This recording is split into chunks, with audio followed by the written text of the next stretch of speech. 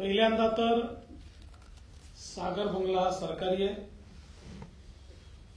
कोणीही सरकारी कामाने कधीही सागर बंगल्यावर येऊ शकतं, कोणाची अडवणूक नाही। दुसरी गोष्ट, जे माननीय मुख्यमंत्र्यांनी या ठिकाणी सांगितलं, कुठल्या निराशेतून ते बोलतायत, कुठली सहानुभूती त्यांना घ्यायची आहे याबद्दल मला कल्पना नाही। ते जे बोलले ते बिनबुडाचं आहे, धादांत खोटं आहे हे त्यांना देखील माहिती आहे। मराठा समाजाकरता मी काय केलं मुख्यमंत्र्यांनी आता सांगितलं आणि मराठा समाजालाही माहिती आहे। आज जी सारथी किंवा अण्णासाहेब पाटील आर्थिक विकास महामंडळ मराठा विद्यार्थ्यांना आणि तरुणांना आशेचं स्थान आहे, त्याची सुरुवात मी केली आहे। त्याच्या सगळ्या योजनांची सुरुवात मी केली आहे आणि त्याच्यानंतर माननीय मुख्यमंत्री महोदयांनी त्या सगळ्या योजना अधिक सुदृढ केल्या, त्या योजनांमध्ये वाढ केलेली आहे। मराठा आरक्षण मी हायकोर्टात देखील टिकवलं, जोपर्यंत मी मुख्यमंत्री होतो सुप्रीम कोर्टात देखील टिकवलं।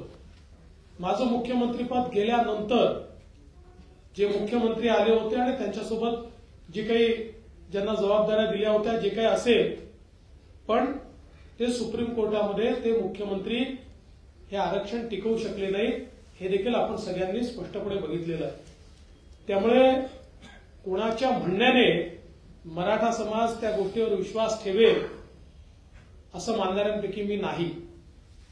पण एक गोष्ट मात्र निश्चित आहे, जी स्क्रिप्ट आतापर्यंत उद्धव ठाकरे बोलत होते, ज्या स्क्रिप्टवर पवार साहेब बोलत होते, नेमक्या तशाच स्क्रिप्टवर तेच विषय जरांगेंनी का मांडावे असा माझ्यासमोर प्रश्न आहे।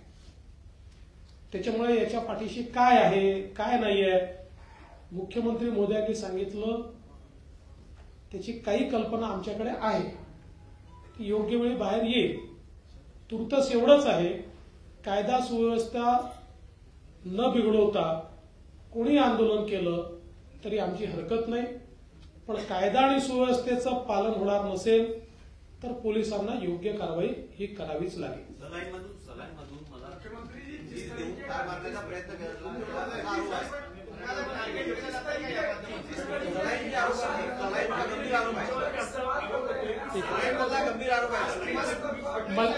मी तुम्हाला प्रश्न विचारतो, सोडून द्या, तुमचा तरी विश्वास आहे का?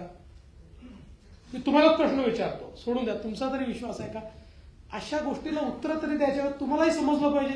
तुम्ही मला असे प्रश्न विचारता, मला तुमचं आश्चर्य वाटतं।